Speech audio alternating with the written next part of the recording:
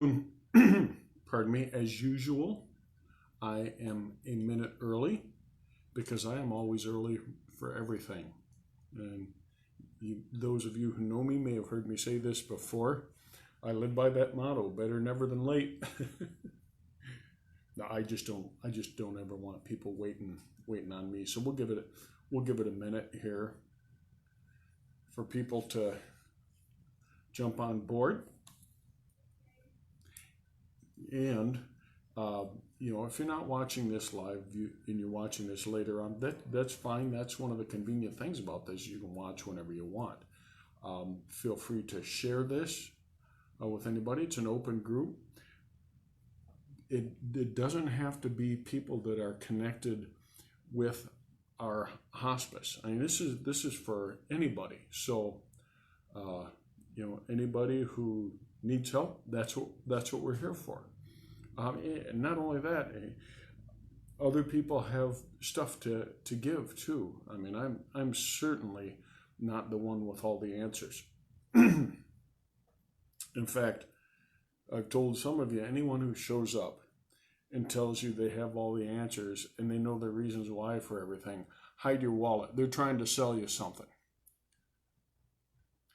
Now, I also did say earlier, posted on the site, that to grab a cup of coffee and join us. I had my coffee at dark 30 this morning, so instead of coffee, I brought Diet Coke. Why did I bring Diet Coke? Because I'm fat and thirsty.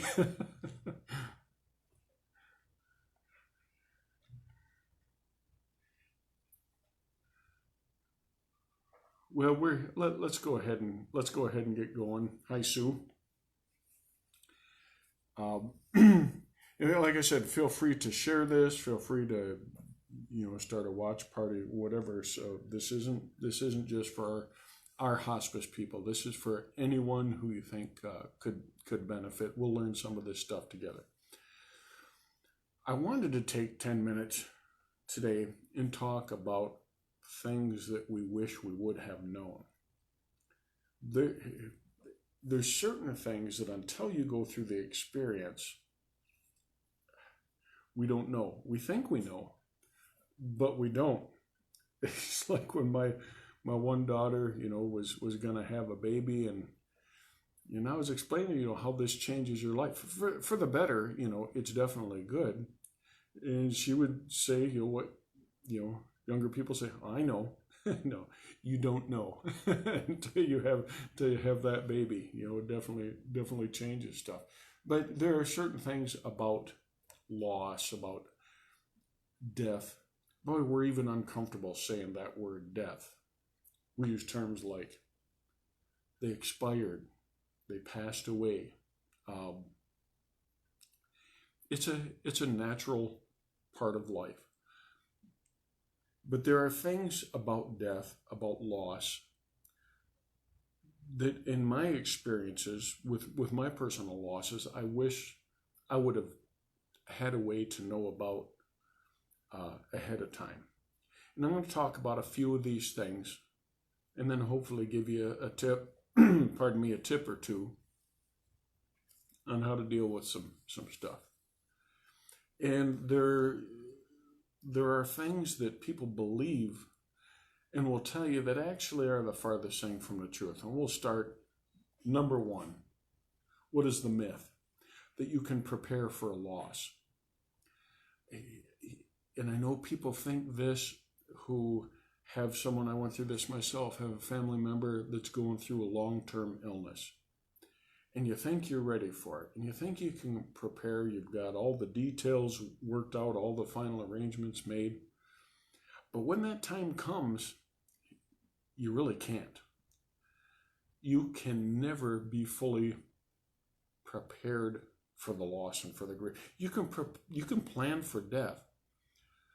But what I've learned, and what use my English don't make hardly no good sense, what you have learned too through your experiences, death doesn't always comply with our plans or our wishes. So don't feel bad if you feel unprepared if it's different than what you thought. That's okay. That's natural. That's normal. If you cry, that must mean that if you don't cry, it must mean that you're not sorry about the loss. I've been at the funeral home with friends who really were convinced there was something wrong with them. Why ain't I crying? There's no right way. Crying is a normal response to sadness, but it's not the only one. People who don't cry may feel the pain just as deeply as anybody else.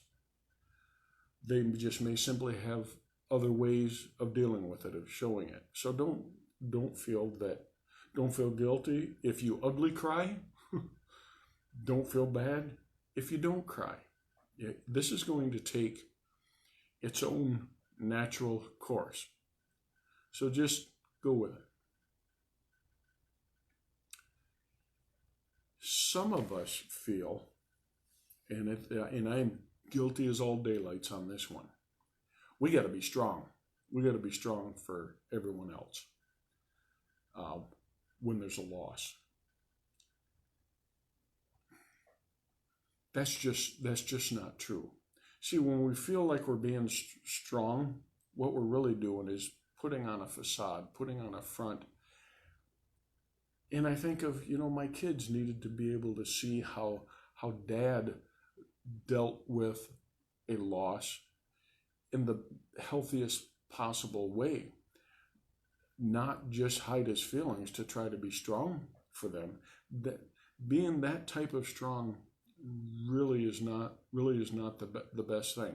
Feeling sad, frightened, lonely, that's a normal reaction. Crying doesn't mean that you are weak.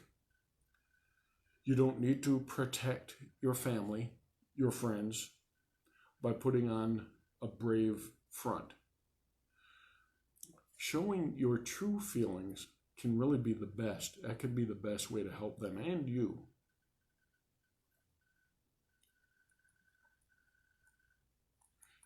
And I'm gonna add something here. Pardon me. And if you have ideas maybe that I haven't heard, don't be afraid to contact us here. Send a message. You can send a message right through this group site.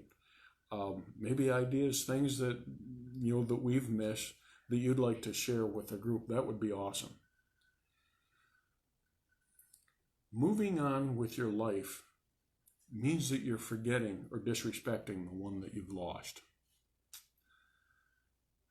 On the contrary, moving on is actually helpful. Now, I'm not saying that moving on means that you forget. You never will. Moving on means that you've accepted that death. It's not the same as forgetting.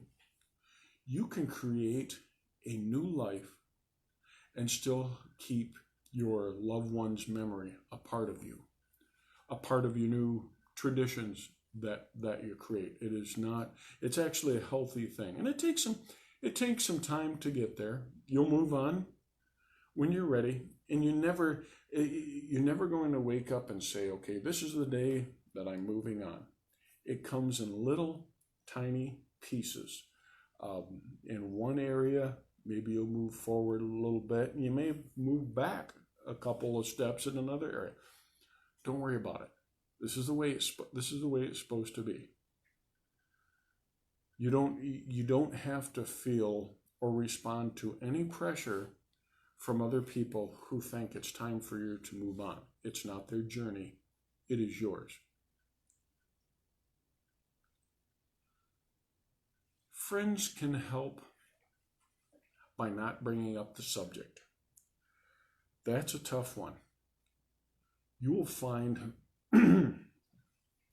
that death and grief make people uncomfortable. And you will find, if you haven't already figured this out, sometimes they'll avoid you because they don't know what to say. They feel awkward around you, and they think if they bring it up, it's going to create some sadness. And I'll be honest, for family members, loved ones that I've lost, if someone would bring it up, I love the chance to be able to talk about them. One, because I can talk about them now and they can't defend themselves. But I love the opportunity to be able to share their story. See, when someone's gone, we don't get to say their name as much. And it can be healing just having a conversation about that loved one. So don't shy away. Don't feel like you have to avoid the subject. It actually makes it easier on the person who's had the loss. It makes them easier because they're gonna want to talk about it. And bringing it up may actually make it easier for them to talk about it, because people who have had a loss, and again, I know I'm singing to the choir here, sometimes these are new waters that we're navigating and we don't know how to handle it either.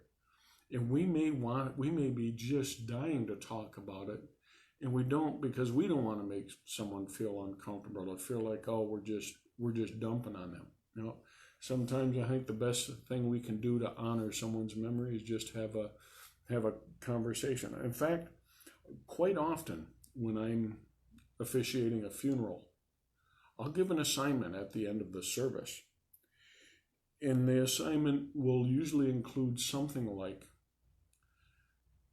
when you're sitting around the table, I want you to talk about whoever the deceased is. I want you to laugh about them, tell about their jokes, tell the good, the not so good, play the games you used to play with each other, because it's amazing how much healing that can bring. People think that we have to grieve alone. And this one is very important. There is a distinction, a big distinction between solitude, which we need, and isolation. Grieving entirely alone can be unhealthy. Yep, you may be around other people who just don't understand what you're going through. They may not even be able to relate in the same way. But we are spiritual beings. Just the fact that we have someone around us that cares is like applying a healing balm.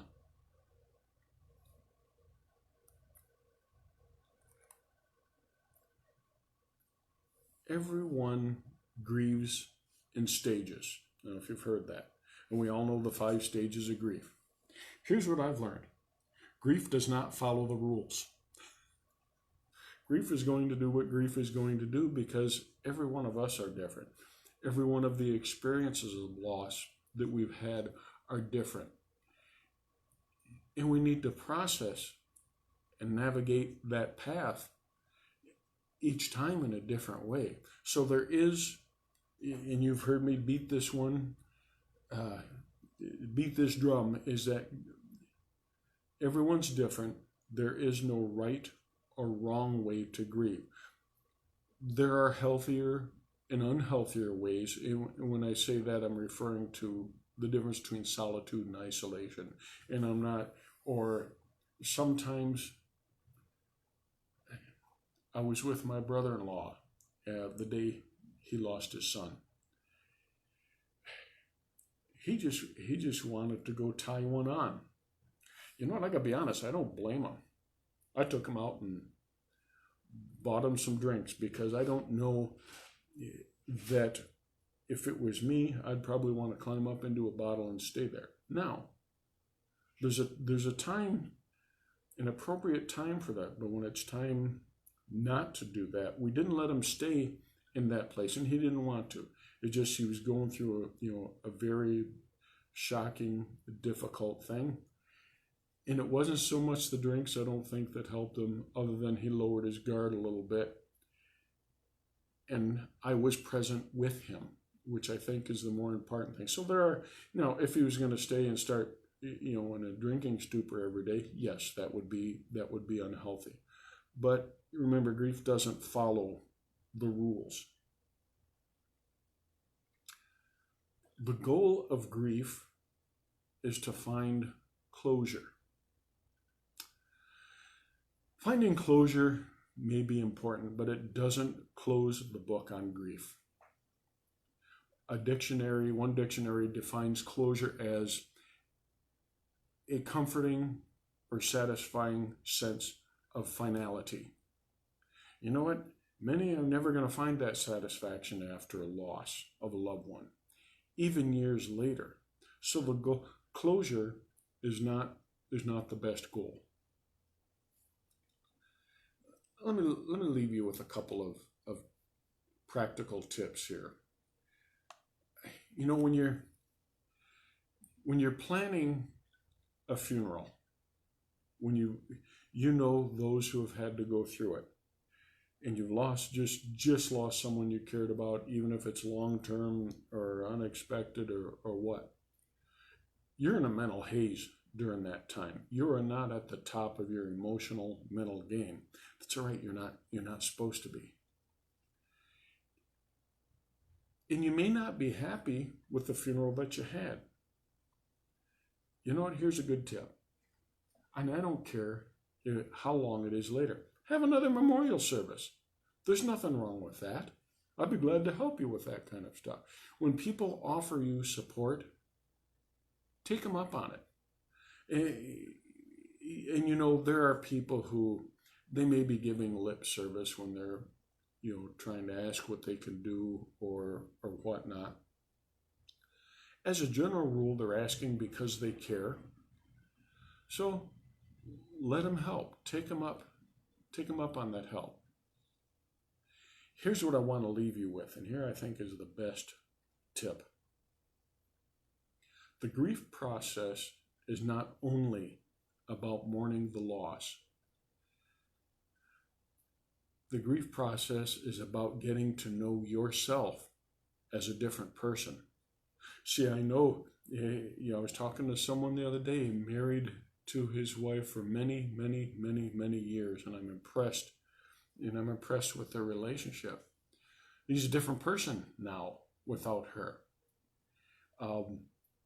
Sometimes there's a synergistic effect. If it's, if we're talking about a spouse, that we build off of each other's strengths and sometimes compensate for each other's weaknesses. Compensate, how about compliment? Maybe that's a better way of putting it. So you are going to be different than what you were before you went into this. So the goal in your homework that I want you to have is get to know yourself as a different person. There is a new you in there. When you're ready, allow yourself to discover that. Allow yourself to go with that. So thank you so much again for joining to listen to me ramble a little bit, and I hope it helps.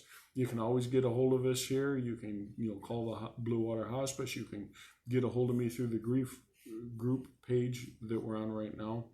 In the meantime, I ask that you be blessed and peace.